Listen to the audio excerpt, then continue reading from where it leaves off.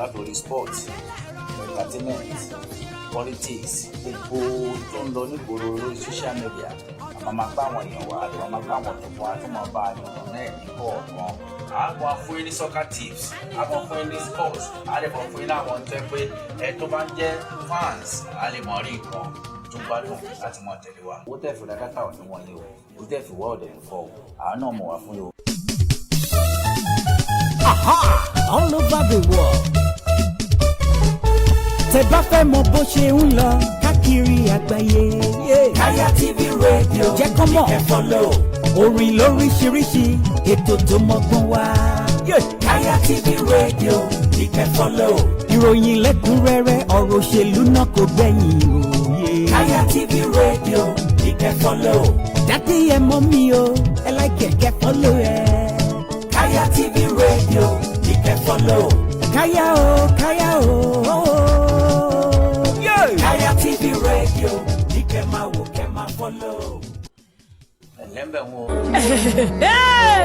Àjànàkú kọjá àmórí nǹkan fìdí bá a bá rẹ̀ ní ká sọ pa àárẹ̀ ni gbogbo ẹ̀yin tẹ́ ẹ fẹ́ lọ sí hajj tàbí umrah iléeṣẹ́ Al-Barakatu Lillahi ní kẹ́ ẹ bá lọ iléeṣẹ́ tó kà màmá iléeṣẹ́ tó yọrantí iléeṣẹ́ tó ṣe é fọkàntán bá a bá wọn lọ sí hajj tàbí umrah ẹ ó ṣiṣẹ́ yín láṣẹ pérépéré òtẹ́ẹ̀lì tó súnmọ́ Kaaba lè máa dé sí ẹ ó bá wọn àfáàgbàgbà pàdé níbẹ̀ tí wọ́n máa bọ̀rọ̀ Ọlọ́run bọ̀ wá ìdánilẹ́kọ̀ọ́ tó péye tí ó mú ìrọ̀rùn bá wá wà nílé iṣẹ́ wọn gbogbo àwa tá a fẹ́ lọ sí hajj ọdún yìí ààyè wà fún wa láti sanwó wa sílẹ̀ tàbí àwa tá à ń gbèrò pé ọdún tó ń bọ̀ la fẹ́ lọ sí hajj kọ́lọ́run kó kà wá yẹ àǹfààní wà fún wa láti sanwó wa sílẹ̀ léyìí tí ó fi mú ìrọ̀rùn bá wa Al-Barakatu Lillahi wà jákèjádò àgbáláyé gbogbo ẹ̀yin tẹ́ ẹ wà ní Kumasi Kasua Bolitanga Burkina Faso Togo ni títí tí ó fi dé ìlú Ghana ẹ má wulẹ̀ dààmú jìnnà ẹ tara ṣàṣà máa bọ̀ sí ẹ̀ka iléeṣẹ́ wọn tó wà ní ìlú Ghana ọ́fíìsì wà ní Jayo East Legon adjacent to Jayo Central Mosque Medina branch Medina taxi rank opposite Ecobank head office wọn wà ní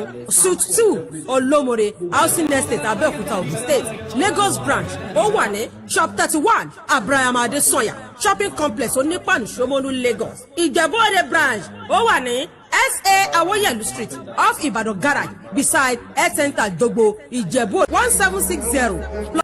Fún àwọn tó ti bá wa lọ tẹ́lẹ̀ wọ́n mọ̀ fún àwọn tó yẹ sí gbogbo àwọn tó ti ń bá wa lọ fún múra they can testify to. Toxify. This crazy.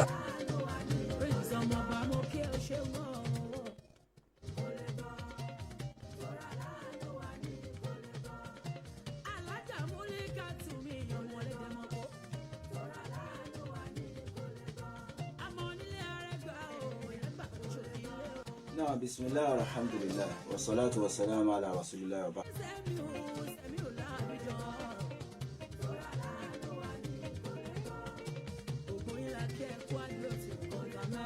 Working for any kind of infections in the body, anything like STD, PID, stuff like that is working for it, like seriously. And also this one is working for pipe, like jedi. It's working for it and it cures it so fast. Just come to Shifa Hope and take the best thing you are looking for here. And also this one is working for many things, especially infection. It's working for it very well. And this one too, jedi, like pipe, it works for it like so fast. So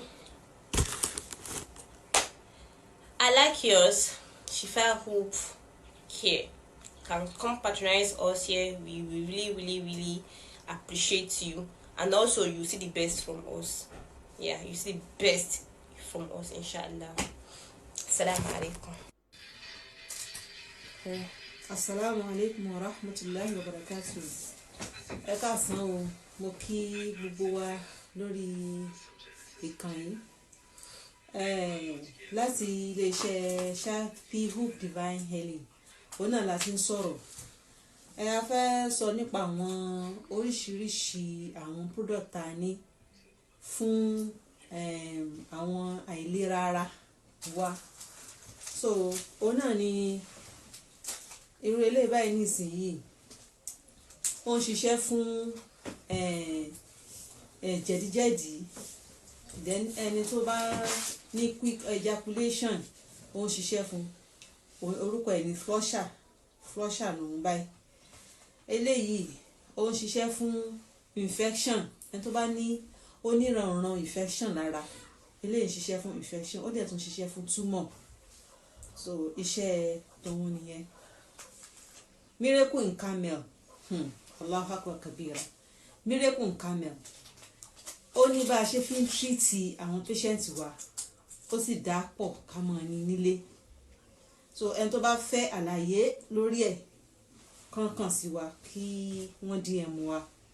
Oyin gidi, alóyin gidi ní Shafi Hope Divine Healing, alóyin gidi. Nítorí pé tá bá fẹ́ fi oyin, tá bá fẹ́ fi ṣe ìwòsàn, a gbọ́dọ̀ lo oyin tó bá gidi. Oyin gidi la gbọ́dọ̀ lò. Tá bá lo fake, à ń fi ń dákún àìsàn ara ni. A ní oyin gidi ní iléeṣẹ́ wa, ẹ kàn sí iléeṣẹ́ wa. A ní supplements now, iléeṣẹ́ Divine Heal, iléeṣẹ́ Shafi Hope Divine Healing, àwa náà ni a tún ṣe supplement. Assalamu alaikum warahmatullahi wabarakatuh. Now I'm here to advertise this product, which is food supplement. Is it food supplement, and it's really working. Like it works for immune system, organic. Like it works as an organic, and also if you use it without not using cream or anything, it will make your flesh clean. And you will drink it with, you can drink it with milk or for so on and so forth like that. And also this thing also, like, it cure the most thing in the immune system. Like it will make you feel very good, and you feel very comfortable with yourself after using this thing. Trust me, it works for you. It works for me, it works for you, inshallah. And also this honey is an original honey. If you come to this place, Shafi Hope Divine, like, they will give you the best results you are looking for, because this honey is original. Before you can see original honey out there, like, it will suffer people a lot, and here you will see the best results. I recommend this one, very best results, and it works for Remedy for tumor, toxify, this cleanser, flusher, for any kind of infection, Supplement, anything like STD, it will suffer people a lot, and here you will see the best results. I recommend this one, very best results, and it works for every.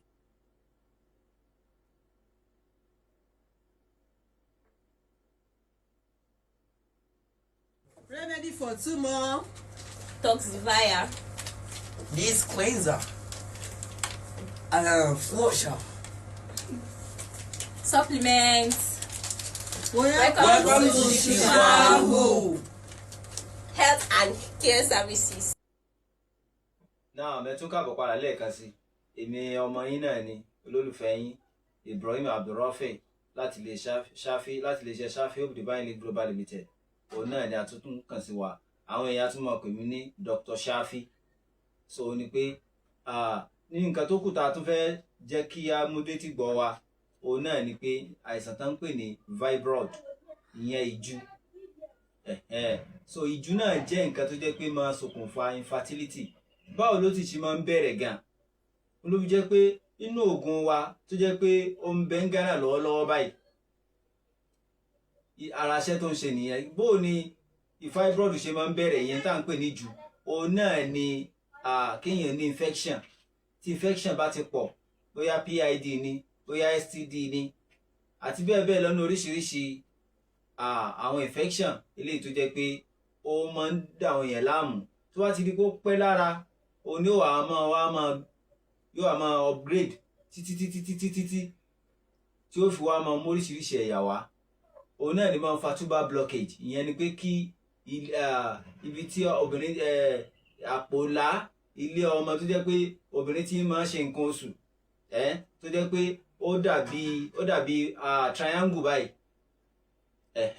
so tó bá ti yóò tún wá dí yóò ti di nǹkan tí yóò dì. So ni pé ọmọbìnrin gbọ́dọ̀ máa mójútó ra rẹ̀ láti kékeré. So ni pé àìsàn tó ń pè ní ìju yìí méjì ni Yorùbá mọ̀ tó sì jẹ́ pé oríṣi méje òun náà ni oríṣi fibroid ta ní. Méjì tí Yorùbá ní ìju ọlọ́lọ àti ìju alákàn, méjì tí Yorùbá mọ̀ nìyẹn. Ṣùgbọ́n a ní uterine fibroid, a ní myoma fibroid, a ní cervical fibroid. Méje ni àwọn fibroid yẹn.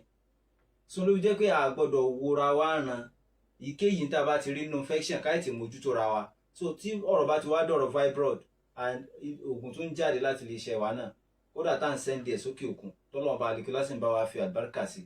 So kọ́lọ́mọba àlekèlá kó má fi ẹ̀sìn sẹ́ni kọ̀ọ̀kan wa. Oríṣiríṣi ọ̀nà láti ń gbà tọ́jú àwọn èèyàn iléeṣẹ́ wa. Ọ̀tọ̀ a ní bone massage, a ní bone therapy, a ní acupuncture, a ní cupping therapy. Ilé tó jẹ́ pé ọ̀nà oríṣiríṣi ọ̀nà a ní kódà à ń fi fire therapy a fi ń tọ́jú àwọn èèyàn iléeṣẹ́ wa. So kọ́lọ́mọba àlekèlá kó má fi ẹ̀sìn sẹ́ni kọ̀ọ̀kan wa. A tún lè pè wá sórí ẹ̀rọ ìbánisọ̀rọ̀ wa tàbí ká chat wa ní WhatsApp olórí ẹ̀rọ ìbánisọ̀rọ̀ +234 80 78 74 2569 tàbí +234 70 38 28 3153. Ẹ ṣé tààtàà láti fi máa pàdé. Padà sílẹ̀ kan sí lórí ètò yín ètò wa ìwòsàn òdodo látọ̀dọ̀ Ọlọ́run ọba àríkẹ́ọlá. Èmi ọmọ yín náà ni Dr. Ibrahim Abdulrafin láti iléeṣẹ́ Shafi Hope Divine Healing Global Limited. Òun náà láti ti ń kàn sí wa. Kí ni nǹkan tí a tún mú wá fún yín lásìkò yìí?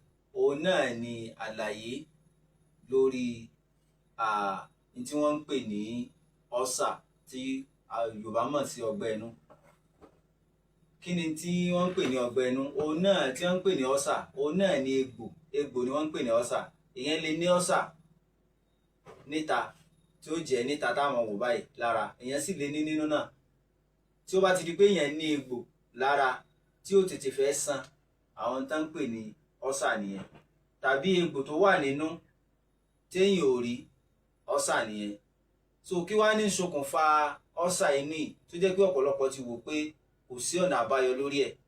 Ọ́sà sì rèé ó jẹ́ àìsàn kan tó jẹ́ pé tó bá ti wà chronicle lára ọmọ ẹ̀dá ènìyàn, kódà àwọn òrùpàyé ń ṣe irú ẹni bẹ́ẹ̀ lóríṣiríṣi àwọn ilé ìta ti rí. Tó jẹ́ pé bí kí wọ́n rọ́ọ̀ṣẹ́ ọmọ mi wá láti school pé àwọn kan sáré tó ń dákú ni. Ẹ lọ ṣe tẹ́sì fún lórí page file lórí lónìí pé ọ́sà lónìí. So ọ̀nà ó wá ní à ń gbà tọ́jú ẹ̀ àbí ká kọ́ sọ pé kí ni tó ń ṣokùnfà ọ́sà yìí. Aláwọ̀kọ́ ń bẹ̀ ni pé wọ́n ń pe kòkòrò kan ní H. pylori.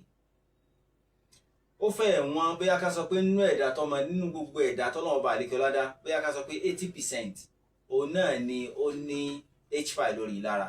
Torí pé H. pylori kòkòrò yìí ó máa ń wá látara kéèyàn ò fẹ́ jẹ àwọn oúnjẹ kan, bóyá bí àpáàpá fúrúùtù tá a máa ń jẹ, tá a kàn ra lọ́jà, tá a kàn sáré mu bẹ́ẹ̀ tá a máa jẹ tá a ní fọ̀nù, tá a ní ṣànú rárá.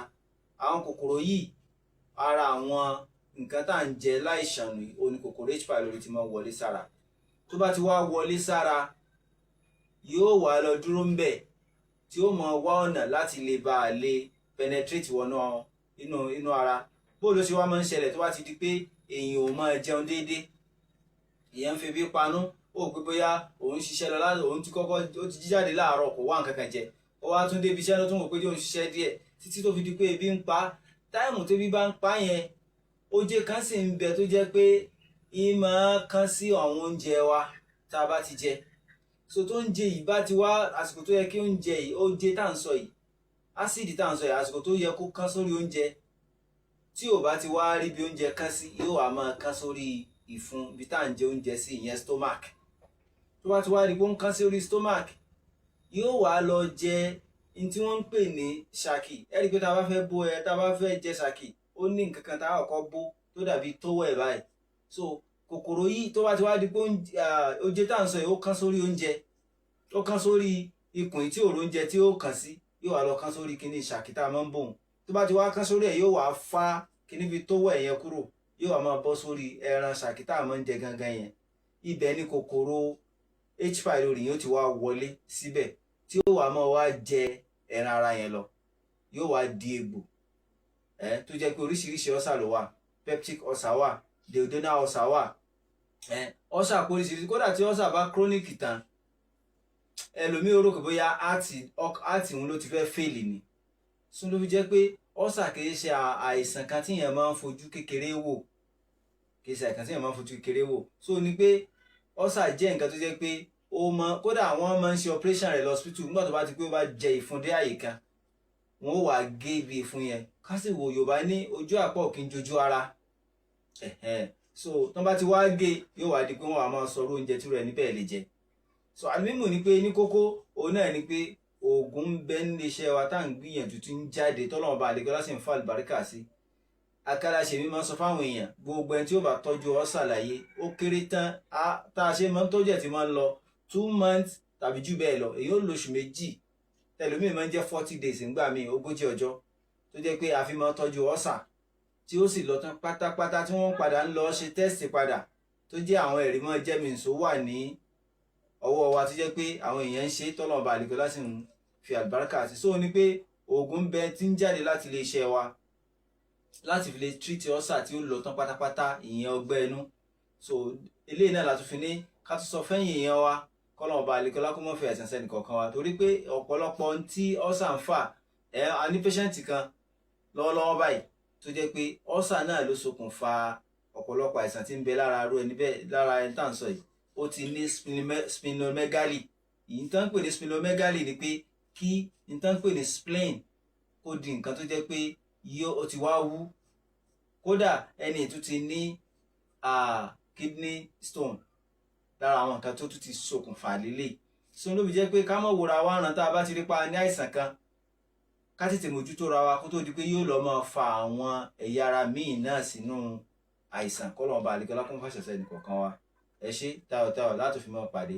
Fún ìbéèrè àbí àfẹ́ kàn sí wa lórí pé ẹ fẹ́ ṣe ìkéyìí náà àwọn tó ń jáde láti iléeṣẹ́ wa, ká a lè bá wa sọ̀rọ̀ lórí ẹ̀rọ ìbánisọ̀rọ̀ +234. Remedy for tumor. Toxivia. This cleanser. Flusher. Supplements. Welcome to Chicago. Health and care services. Working for any kind of infections in the body, anything like STD, PID, stuff like that is working for it, like seriously. And also this one is working for pipe, like jedi. It's working for it and it cures it so fast. Just come to Shifa Hope and take the best thing you are looking for here. And also this one is working for many things, especially infection. It's working for it very well. And this one too, jedi, like pie, it works for it like so fast. So I like yours, Shifa Hope Care. Can come patronize us here. We really appreciate you, and also you see the best from us. Yeah, you see the best from us, inshallah. Assalamu alaikum. Assalamu alaikum wa rahmatullahi wa barakatuh. Ẹ káàsán o, mo kí gbogbo wa lórí ìkànnì láti iléeṣẹ́ Shifa Hope Divine Healing. Òun náà la ti ń sọ̀rọ̀. A fẹ́ sọ nípa àwọn oríṣiríṣi àwọn product tá a ní fún àwọn àìlera ara wa.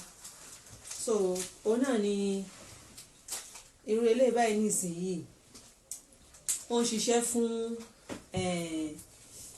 jẹ̀díjẹ̀dí, then ẹni tó bá ní quick ejaculation ó ń ṣiṣẹ́ fún, orúkọ ẹ̀ ní flusher ló ń báyìí. Eléyìí ó ń ṣiṣẹ́ fún infection, ẹni tó bá ní oníranran infection lára, eléyìí ń ṣiṣẹ́ fún infection, ó dẹ̀ tún ṣiṣẹ́ fún tumor. So iṣẹ́ tòun nìyẹn. Miracle in Camel, Allahu Akbar kabira. Miracle in Camel, ó ní bá a ṣe fi ń treat àwọn patient wa, ó sì dá pọ̀ ká mọ̀ ní nílé. So ẹni tó bá fẹ́ àlàyé lórí ẹ̀ kàn sí wa kí wọ́n DM wa. Oyin gidi alóyin gidi ní Shafi Hope Divine Healing, alóyin gidi nítorí pé tá bá fẹ́ fi oyin, tá bá fẹ́ fi ṣe ìwòsàn a gbọ́dọ̀ lo oyin tó bá gidi. Oyin gidi la gbọ́dọ̀ lò. Tá bá lo fake à ń fi dákún àìsàn ara ni. A ní oyin gidi ní iléeṣẹ́ wa, ẹ kàn sí iléeṣẹ́ wa. A ní supplements now iléeṣẹ́ Divine Healing, iléeṣẹ́ Shafi Hope Divine Healing, àwa náà ni a tún ṣe supplement. Assalamu alaikum warahmatullahi wabarakatuh. Now I'm here to advertise this product, which is food supplement. This is food supplement, and it's really working. Like it works for immune system, organic. Like it works as an organic, and also if you use it without not using cream or anything, it will make your flesh clean. And you will drink it with, you can drink it with milk or for so on and so forth like that. And also this thing also, like, it cure the most thing in the immune system. Like it will make you feel very good, and you feel very comfortable with yourself after using this thing. Trust me, it works for you. It works for me, it works for you, inshallah. And also this honey is an original honey. If you come to this place, Shafi Hope Divine, like, they will give you the best results you are looking for, because this honey is original. Before you can see original honey out there, like, it will suffer people a lot, and here you will see the best results. I recommend this one, very best results, and it works for every. Now, bismillah, alhamdulillah, wa salatu wa salam ala rasulillah wa ba'd. Dúpẹ́ fún Ọlọ́run Ọba àlekíọ́lá, bákan náà àtọrọ ìkẹ́ àti ìgẹ̀ fún Ànábì wa sallallahu alaihi wasallam. Abẹ́ náà kó má fi àṣìṣe ẹnìkọ̀ọ̀kan wa. Ẹ̀yin olólùfẹ́ wa, kí ni nǹkan tí a tún fẹ́ sáré ṣe àǹfààní rẹ̀ fún wa ní àsìkò yìí? Òun náà ni àwọn èròjà tí a kó kalẹ̀ yìí, eléyìí tí ó jáde láti iléeṣẹ́ Shafi Hope Divine Global Limited. Òun náà ni àwọn èròjà yìí ti jáde. So kí ni ó ń ṣiṣẹ́ fún bó ṣe wà yìí? Òun náà ni pé èyíkéyìí tí wọ́n máa ń pè ní bóyá òkúta wà nínú òróǹro ni, tí wọ́n ń pè ní gallbladder stone, àbí òkúta wà nínú kíndìnrín ni, tí wọ́n ń pè ní kidney stone, àbí kidney ní àwọn infection kan sí kejì ni, pẹ̀lú ìyọ̀ǹda t'Ọlọ́run Ọba àlekíọ́lá ní tá a kó kalẹ̀ yìí, lágbára Ọlọ́run Ọba àlekíọ́lá ní tá a ti ń fún àwọn èèyàn t'Ọlọ́run sì ń fi àlùbáríkà sí ni. So náà ló jẹ́ pé eléyìí náà bó ṣe wà nílẹ̀ yìí, ó ń lọ sí ọ̀dọ̀ ìkànnà àwọn patient wa náà ni, tí wọ́n order fún oògùn yìí. So náà la tún fi ní pé ká tún jẹ́ kí ẹ̀yin èèyàn wa náà kẹ́ tún ṣàǹfààní ńbẹ̀ fún èyíkéyìí àìsàn tí kálukú bá ní bùkátà sí. Ẹ̀jẹ̀ tí kálukú bá tó bá ń ṣe kálukú, ẹ jẹ́ ká bá wa sọ̀rọ̀, ká private chat wa pẹ̀lú ìyọ̀ǹda t'Ọlọ́run Ọba àlekíọ́lá. Ọlọ́run ní fi àṣẹ ẹnìkọ̀ọ̀kan wa. Ẹ ṣé tayọ̀tayọ̀ láti fi máa pàdé.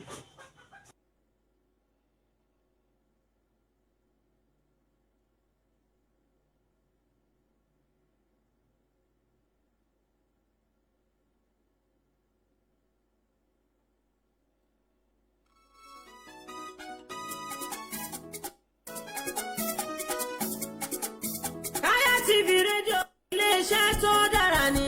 Kaya TV rédíò iléeṣẹ́ tó dára ni. Ìlú Ghana ló wà tó ń gbé ṣọlá mọ́lá. Ètò àgbọ̀ fi kọ́gbọ́n ló ń bẹ níléeṣẹ́ wọn. Ìpolówó ọjà lọ́lọ́kan òòjọ̀kan. Alájí Taofeek Shafii Ọlápàdé lásọ̀kùn ètò wa. Ẹ bá wa dòwò pọ̀, ẹ ò ní táwọn ná. Ẹ bá wa dòwò pọ̀, ẹ ò ní mọ̀ nira. Ẹ bá wa dòwò pọ̀, ẹ ò ní mọ̀ nira. Ẹ bá wa dòwò pọ̀, ẹ ò ní mọ̀ nira.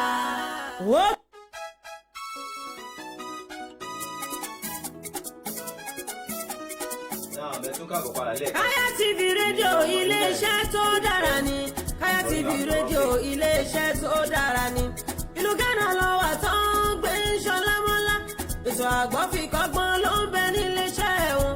Ìpolówó ọjà lọ́lọ́kan òòjọ̀kan. Alájí Taofeek Shafii Ọlápàdé Ọlápàdé látọ́kùn ètò wa ẹ bá wa dòwò pọ̀ ẹ ò ní táwọn ná ẹ bá wa dòwò pọ̀ ẹ ò ní mọ̀ nira ẹ bá wa dòwò pọ̀ ẹ ò ní mọ̀ nira ẹ bá wa dòwò pọ̀ ẹ ò ní mọ̀ nira.